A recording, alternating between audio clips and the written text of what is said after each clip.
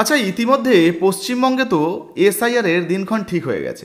আচ্ছা, যাদের ২০০২ সালের ভোটার লিস্টের নাম আছে কিন্তু সেটা অন্য বিধানসভাতে, তাহলে তাদের এই ভোটার ভেরিফিকেশনে কি কোনো রকম কোনো সমস্যা হবে? আচ্ছা, যারা ভোটার ভেরিফিকেশনের আগে নিজেদের নাম কারেকশন করেছিল বা ঠিকানা পরিবর্তন করেছিল, তাদের ক্ষেত্রে কি এই এসআইআরে কোনো রকম কোনো সমস্যা হবে? আচ্ছা, অনেকের কাছে পাসপোর্ট নেই, তারা আর কোন কোন ডকুমেন্ট দিয়ে ভেরিফিকেশন করতে পারবেন? এই ধরনের হাজার এক প্রশ্ন আপনারা আমাদের আগের ভিডিওগুলোর কমেন্ট সেকশনে কমেন্ট করেছেন। তো আপনাদেরকে জানিয়েছিলাম যে শীঘ্রই আপনাদের কমেন্টের উত্তর নিয়ে একটা ভিডিও আনবো। তো ভিডিও চলে এসছে। এখনও পর্যন্ত আপনার যদি কোনো রকম কোনো প্রশ্ন বা জিজ্ঞাসাবাদ থেকে থাকে, তাড়াতাড়ি কমেন্ট সেকশনে কমেন্ট করে দিন। আর তাছাড়া আপনি আমাদের হোয়াটসঅ্যাপ গ্রুপে যুক্ত হতে পারেন, কিংবা আমাদের যে নতুন ফেসবুক পেজ রয়েছে OIC-SDR নিউজ, সেটাকে ফলো করে আমাদের পাশে থাকতে পারেন। আর যারা যারা এই মুহূর্তে প্রশ্ন করবেন, আগামীতে আবারও শীঘ্রই কিন্তু তাদের প্রশ্নের উত্তর নিয়ে ভিডিও আনবো। তো চলুন সরাসরি আগে যারা প্রশ্নগুলো করেছিলেন তাদের উত্তরগুলো আমরা দেখে নিই। তো প্রথমেই একজন বন্ধু উনি কমেন্ট করেছেন। তো উনি বলছেন, আধার বাদ দিয়ে কাস্ট সার্টিফিকেট দিয়ে এসআইআর করতে পারবো? তো হ্যাঁ, কাস্ট সার্টিফিকেট যদি আপনার কাছে থাকে, জাতিগত শংসাপত্র, এগুলো দিয়ে কিন্তু আপনারা এই ভেরিফিকেশন করতে পারবেন। এরপরে একজন লিখেছেন যে মাধ্যমিকের সার্টিফিকেট না থাকলে মার্কশিট থাকলে হবে? হ্যাঁ, মার্কশিট থাকলেও কিন্তু হবে। মার্কশিটটা কিন্তু ওই যে বোর্ড থেকেই আপনাদেরকে দেওয়া হয়, স্কুল থেকে যে দেওয়া হচ্ছে তা নয়। আপনারা যারা যারা মাধ্যমিক পরীক্ষা দিয়েছেন, অ্যাডমিট কার্ড, সার্টিফিকেট আর সঙ্গে মার্কশিট, এগুলো কিন্তু বোর্ড থেকেই মোটামুটি দেওয়া হয়। তো মার্কশিট যদি থাকে সেটাও কিন্তু আপনি দিয়ে ভেরিফিকেশন করতে পারবেন। আচ্ছা, এরপরে একজন কমেন্ট করছেন, উনি বলছেন যে দাদা, তুমি তো ২০০২ সালের ভোটার লিস্টের কথা বললে, কিন্তু ২০০৩ সালের ভোটার লিস্টের কথা তো বললে না। সব খবরের চ্যানেল, সব ইউটিউব চ্যানেলে বলছে ২০০৩ সালের ভোটার লিস্টে কোনটা পয়েন্ট দিতে হবে না জানাবে। আচ্ছা, যাই হোক, এখানে আপনাদেরকে জানিয়ে দিই, ইনি মূলত জানতে চাইছেন যে ২০০২ সালের ভোটার লিস্টে যদি কারো বাবা মায়ের নাম থাকে, সেক্ষেত্রে ছেলে মেয়েদের অতিরিক্ত ডকুমেন্টের প্রয়োজন পড়বে না। এটা আগে জানিয়েছিলাম, আবারও জানাচ্ছি যে ২০০২ সালের ভোটার লিস্টে যদি আপনার নাম থাকে, সেক্ষেত্রে অতিরিক্ত কোনো ডকুমেন্টের প্রয়োজন পড়বে না। আপনার ছেলে মেয়েদের ক্ষেত্রেও কিন্তু অতিরিক্ত ডকুমেন্টের প্রয়োজন পড়বে না বা প্রমাণ দেওয়ার প্রয়োজনীয়তা পড়বে না।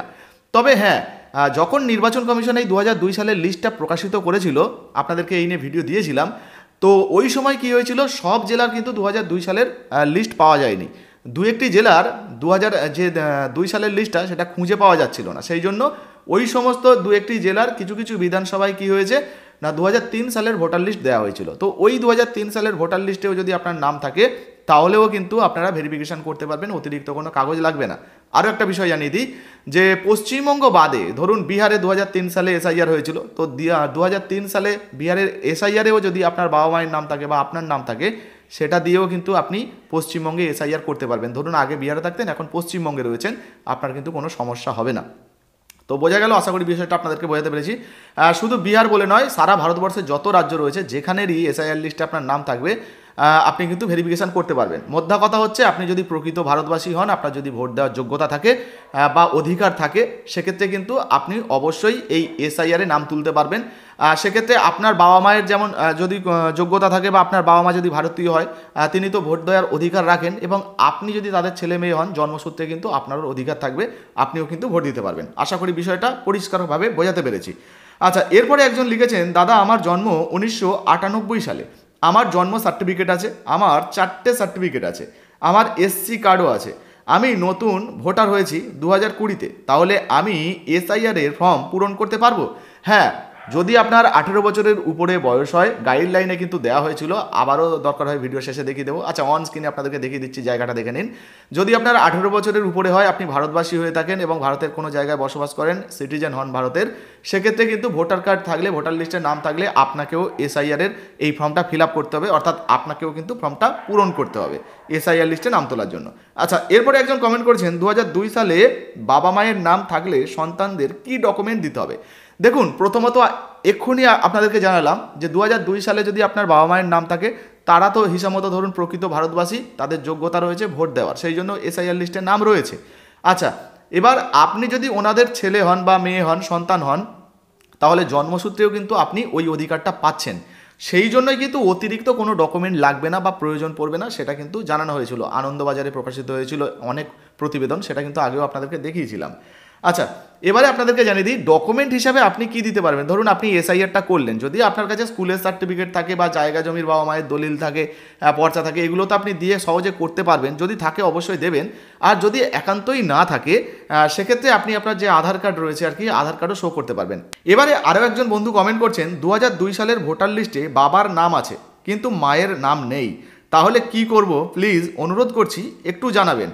তো আপনাকে জানাবো, আপনার বাবার নাম যদি থেকে থাকে সেক্ষেত্রে তো আপনার এমনি ভেরিফিকেশন হবে, সমস্যা হবে না। আপনার মায়ের নাম যদি না থাকে 2002 সালের লিস্টে, সেক্ষেত্রে আপনার যে দাদু দিদা রয়েছে তাদের নামও যদি 2002 সালের ভোটার লিস্টে থাকে, সেগুলো দেখিয়েও কিন্তু আপনার মা খুব সহজেই নামটা তুলে নিতে পারবেন, হতে পারে, আশা করি সমস্যা হবে না।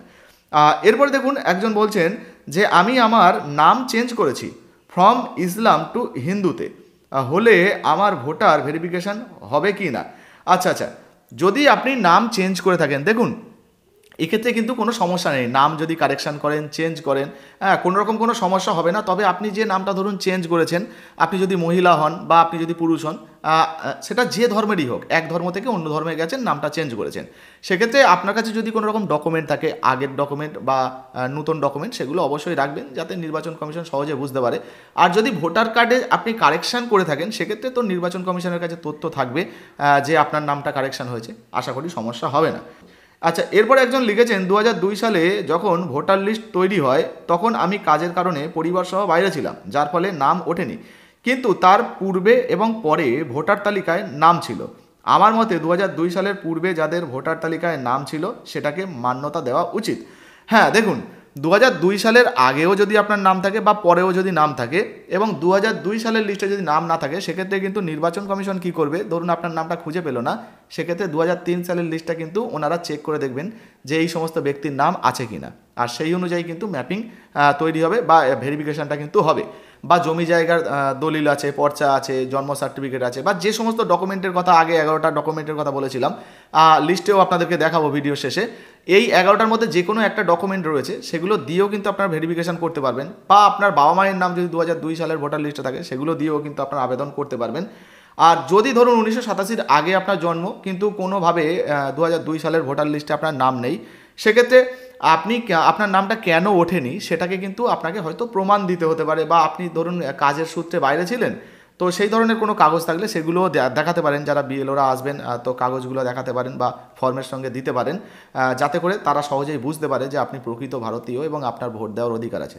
এরপরে একজন লিখেছেন বাবা মা এবং স্ত্রী মৃত হলে তাদের ক্ষেত্রে কিভাবে ফিল আপ করতে হবে। দেখুন, আপনার যদি বাবা মারা যায়, মা মারা যায় বা স্ত্রীও মারা যায়, সেক্ষেত্রে ওনারা ধরুন যদি মারা গেছেন এবং আপনার নাম 2002 সালের লিস্টে আছে বা 2003 সালের লিস্টে আছে, আপনার ক্ষেত্রে যেটা প্রযোজ্য হবে, সেক্ষেত্রে কিন্তু আপনার ভেরিফিকেশানে সমস্যা হবে না। আপনি যেমন ভেরিফিকেশান করেন, ফর্ম ফিল আপ করবেন। আর এই যে বাবা মা স্ত্রী যখন নাম লিখবেন, সেখানে তার আগে লেট লিখে দেবেন যে ওনারা মারা গেছেন, তাহলে যারা আধিকারিক রয়েছেন ভেরিফিকেশান করবেন তারা জানতে পারবেন। তো লেট লিখে আপনারা ফর্মটা ফিল আপ করে নেবেন বা আপনি ফর্মটা ফিল আপ করবেন, আশা করি সমস্যা হবে না। আচ্ছা, এরপরে একজন লিখেছেন দাদা আমার বাবার বাড়ি বিহার, আমরা থাকি ওয়েস্ট বেঙ্গলে, আমার বর্তমানে ওয়েস্ট বেঙ্গলে আমার মায়ের ভোটার কার্ড ওয়েস্ট বেঙ্গলে 2002 সালের লিস্টে, আচ্ছা 2 সালে ভোটার লিস্টে নাম আছে, কোনো অসুবিধা হবে না তো? তো আপনার বাবার নাম যদি 2003 সালে বিহারের ভোটার লিস্টে থাকে, সেক্ষেত্রেও কোনো অসুবিধা হবে না। আর তাছাড়া ধরুন আপনার মায়ের নাম বলছেন 2002 সালের ভোটার লিস্টে আছে, সেক্ষেত্রেও কিন্তু কোনো সমস্যা হবে না, আপনার ভেরিফিকেশনটা হয়ে যাবে।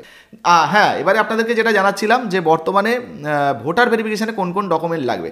তো প্রথমেই আপনাদেরকে গাইডলাইনটা দেখাচ্ছি। দেখুন, গাইডলাইনে পরিষ্কারভাবে বলা হয়েছে যে বিহারে 2003 সালে ভোটার লিস্টে যদি নাম থাকে কারোর, সেক্ষেত্রে অতিরিক্ত কোনো ডকুমেন্ট লাগবে না, সেটা কিন্তু এখানে পরিষ্কারভাবে মেনশন করা রয়েছে, সেটা আপনারা দেখে নিন। ঠিক একইভাবে পশ্চিমবঙ্গের ক্ষেত্রে 2002 সাল, আর এই যে 11টা ডকুমেন্ট দেওয়া রয়েছে দেখতে পাচ্ছেন, এই 11টার মধ্যে যে কোনো একটা ডকুমেন্ট দিয়ে আপনারা ভেরিফিকেশন করতে পারবেন। আচ্ছা, এই যে পাসপোর্টের জায়গাটা রয়েছে, আপনারা যদি দেখেন পাসপোর্টে কিন্তু কোনো রকম ডেট মেনশন করা হয়নি, ফলে আপনাকে যে এই ডেটের পাসপোর্ট দিতে হবে, ওই ডেটের পাসপোর্ট দিতে হবে এমনটা নয়। ভ্যালিড পাসপোর্ট যদি থাকে সেটা দিলেই ভালো হবে। যদি কারো পাসপোর্টের ধরুন ভ্যালিডিটি পার হয়ে গেছে, এক্সপায়ার হয়ে গেছে, সেক্ষেত্রেও আপনারা যারা বিএলও আসবে তাদের সঙ্গে কথা বলবেন, আশা করি আপনাদের সমস্যা হবে না। আর বাকি যে ডকুমেন্টগুলো দেখতে পাচ্ছেন, জমি জায়গার কাগজ, শিক্ষাগত যোগ্যতার কাগজ রয়েছে, রেসিডেন্সিয়াল সার্টিফিকেট, এই ধরনের যে কোনো সার্টিফিকেট যদি আপনার কাছে থাকে, আপনি দিয়ে কিন্তু ভেরিফিকেশন করতে পারবেন। তো আপনার যদি কোনো রকম কোনো প্রশ্ন জিজ্ঞাসাবাদ থাকে, তাড়াতাড়ি কমেন্ট সেকশনে কমেন্ট করুন। ভিডিও ভালো লাগলে লাইক দিয়ে শেয়ার করে দেবেন, আর অবশ্যই কিন্তু শেয়ার করতে ভুলবেন না।